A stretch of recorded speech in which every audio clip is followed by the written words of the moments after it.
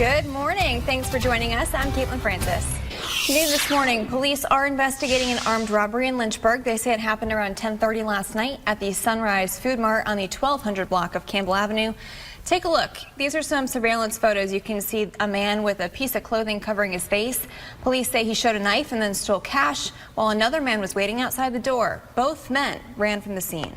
Some of our hometowns are still cleaning up after Friday's severe weather. The National Weather Service confirmed an EF1 tornado briefly touched down in Pulaski, but in Giles, strong wind knocked down trees and power lines in the Whitegate area.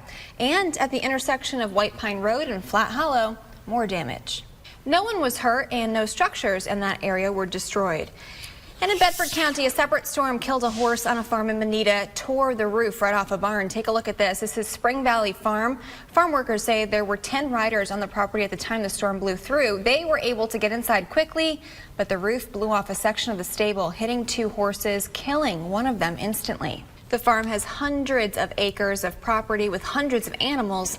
People with the farm say they're thankful it wasn't worse. I like the officer in the middle. She's got it going on. She's got a shake. Yeah.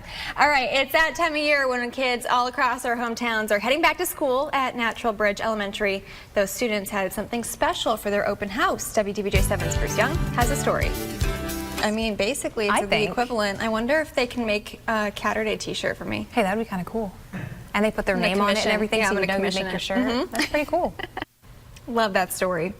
Also love this story. A man from Bedford County won a huge honor. Taylor Rodriguez won the 2019 Ultimate Elvis Tribute Artist Contest at Graceland. Right.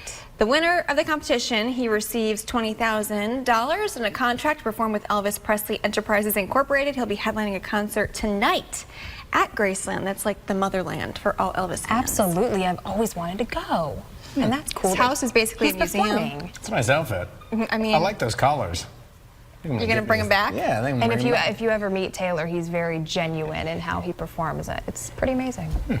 Cool. Pretty cool. He's right from our backyard. Also pretty cool. Yeah, see, that's where I was going. Our weather today. It's going to be pretty nice. I highly suggest you get outside and enjoy it. We have lower humidity. Chilly this morning. It was a little cool. Yeah, we have that lower humidity moving into the region here for today. Enjoy it, because guess what? It's going to go bye-bye tomorrow. So bummer. Well, you know it should be trending this morning. What's that? This view. Yeah, that's gorgeous. You can see the sun coming up right behind. Why? Because it's going to be nice? It's going to be perfect. And I'm Caitlin Francis.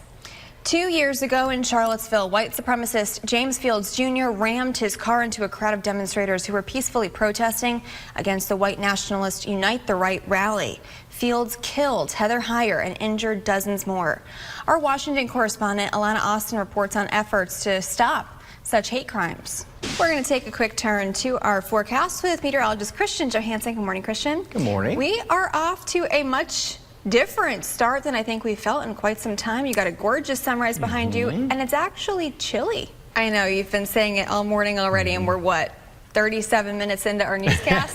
Yeah. So I hope this message is sinking in for some folks. They're going, maybe I should get outside today. Yeah, I think as you keep repeating yourself for the rest of the morning, people might listen to your advice. Yeah, hopefully. I hope so too, because it's going to be a great day today, tomorrow, before it gets kind of hot, humid, and rainy again. It'll be back tomorrow. Yep. All right. Thanks, Christian. The National Weather Service did confirm an EF1 tornado briefly touched down in Pulaski. WDBJ7's Jen Cardone spoke to one woman who says she's lucky to be alive. Governor Ralph Northam's asking for the public's input on how to improve early education here in Virginia. You have until the end of the month to weigh in on his plan to improve school readiness. The state's plan highlights increasing availability of child care options for toddlers. Also wants to use incentives to ensure better pay for child care workers. You can find a link to the state's entire plan and where to send your feedback up on our website, WDBJ7.com. Well, students at Cave Spring High School will return to a campus of modular classrooms as the renovation of their old school building moves forward. County leaders say the project remains on schedule and on budget. By this time next year, the work should all be complete, with students and staff moving back into the renovated building. We were talking about that a little bit last week with some of the school officials from Roanoke County, and those kids are pretty excited to be outside of the building for a little bit. Yeah, for a little bit. Yeah. A little hot, but just hang in there. All right, thanks for spending part of your weekend here with us. Grab another cup of coffee. That's what we're going to be doing. We're talking trending when we come back. Time for a check on our forecast with meteorologist Christian Johansson. Christian, moral of the story today. Get outside. Yeah.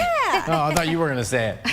I'm going to leave it to you all morning long. All morning? It's all you. Yeah. And you know, it's looking like it's going to be a nice end to the week. So It could be, yeah. It's a We're little going to give see a and front take. come through. It's only a couple days. Yeah, not bad. I think we can deal with it. But again, today is going to be the pick of the weekend. That's it. And the tally continues this morning. Get outside and enjoy it. If you take nothing else away from this morning, that would be it.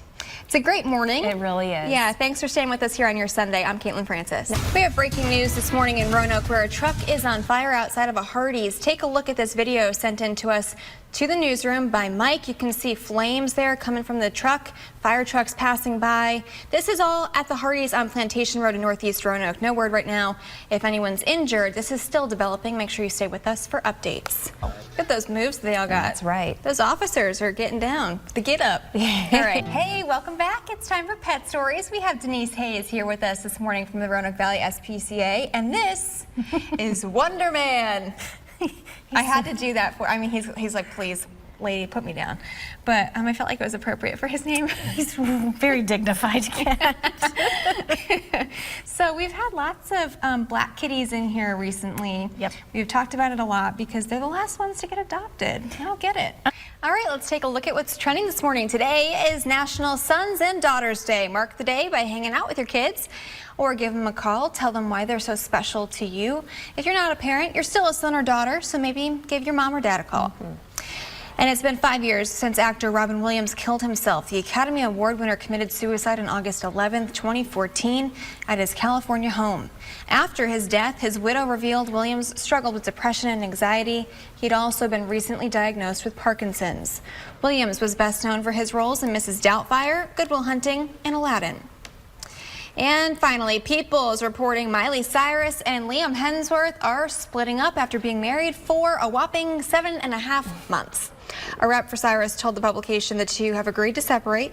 Cyrus and Hemsworth met on a movie set in 2009, relationship on and off for a few years. They got engaged in 2012, broke up, and eventually tied the knot in December. So Ashley, I said I have how many, 27? Yeah, 27. We've been keeping tally at all morning. least 27 times to get outside. And we didn't start enjoy counting until 7. We've been your on day. air since 6. Oh, so we did about 6. So yeah, you're